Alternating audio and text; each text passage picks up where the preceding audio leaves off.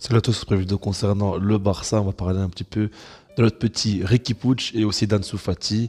J'ai deux sujets que je trouve assez intéressants par rapport à Riqui Puig. On va parler du fait qu'il sera titulaire lors du prochain match, je vais expliquer pourquoi. Et on va parler d'Ansu Fati et de comment devrait-il être utilisé par Xavi. Alors pour commencer, Riqui Puig sera très certainement titulaire par rapport au fait que Sergio Busquets est donc suspendu pour le prochain match, Pedri est blessé, Nico est blessé. Donc du coup, il y a vraiment une grosse porte ouverte pour lui. Et j'ai l'impression que c'est un peu le destin, parce que c'est assez fou quand même. Trois joueurs indisponibles, donc il devrait jouer avec De Jong et Gavi. Et ça me fait quand même très très plaisir, parce que c'est un gamin, on le voit, à chaque fois qu'il rentre en cours de jeu, il se donne à fond, et il a envie de réussir au Barça, il n'a pas envie d'aller en prêt ou quoi, il va à tout prix réussir au Barça, on le sait, il est déterminé. Et par exemple, hier, face au Betis, il a quand même fait une très très bonne entrée, j'ai trouvé. Pas forcément dans ce qu'il a apporté, mais en tout cas dans son envie, dans le fait aussi qu'il était très à l'aise balle au pied et qu'il prenait plus de risques. Pour moi, je vous avais dit, le milieu de terrain avec Gavi, De Jong et Busquets était vraiment très mauvais hier soir. En tout cas, il manquait clairement un lien entre le milieu et l'attaque. C'était beaucoup trop séparé entre ces deux zones-là. Et il manquait un peu plus de folie, un peu plus de peps au milieu de terrain. Riqui Puig l'a directement amené et ça a été beaucoup mieux une fois qu'il était sur le terrain. Donc ça, il faut vraiment le prendre en compte. Et puis, je pense que voilà, Gavi est un super bon joueur, mais qu'il enchaîne peut-être un peu trop de matchs. Et c'est mieux des fois de le laisser un peu sur le banc, tenter de faire jouer Riqui Puig, Nico, des joueurs comme ça.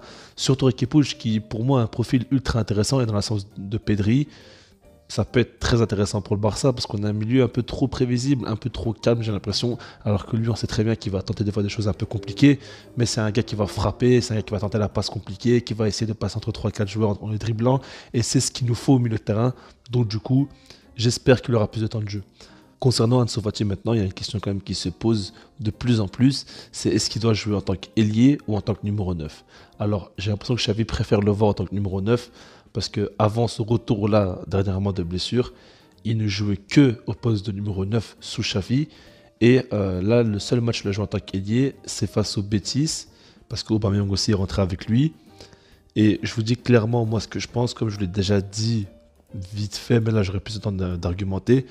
Pour moi, Ansu Fati est meilleur en tant qu'ailier, pour l'instant en tout cas. Peut-être qu'il finira en tant que numéro 9, mais pour moi, actuellement, il doit à tout prix jouer en tant qu'ailier, et c'est là où ses qualités pourront le plus ressortir, surtout s'il joue avec Aubameyang en tant que numéro 9, parce qu'Aubameyang c'est un joueur qui va prendre beaucoup de place, qui va attirer donc les défenseurs sur lui, et qui va libérer donc plus d'espace pour Ansu Fati, ce qui est très important. En fait, Ansu Fati, sa plus grande qualité, c'est la finition, on le sait, il est exceptionnel là-dedans, à chaque fois qu'il frappe, c'est quasiment but, en tout cas quand c'est cadré, il y a un gros pourcentage de chances qu'il marque, c'est exceptionnel. Après, dans le jeu aussi, il y a pas mal de qualité.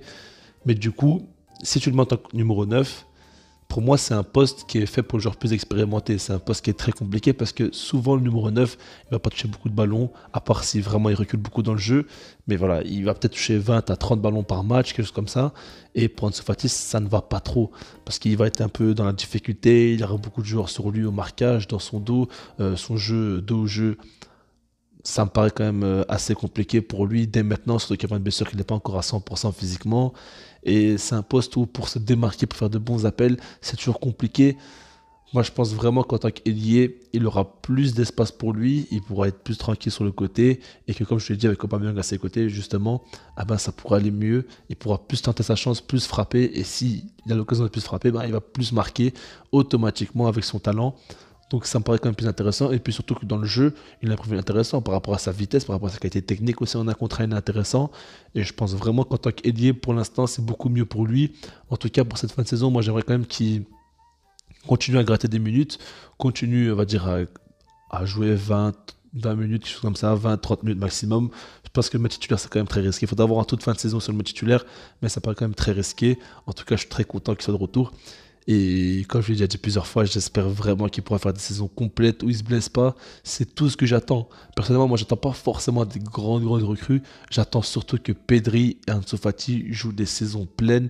Et je pense que déjà, à partir de ce moment-là, on risquerait de faire de grosses saisons, ou en tout cas, ce sera quand même beaucoup plus solide qu'à l'heure actuelle.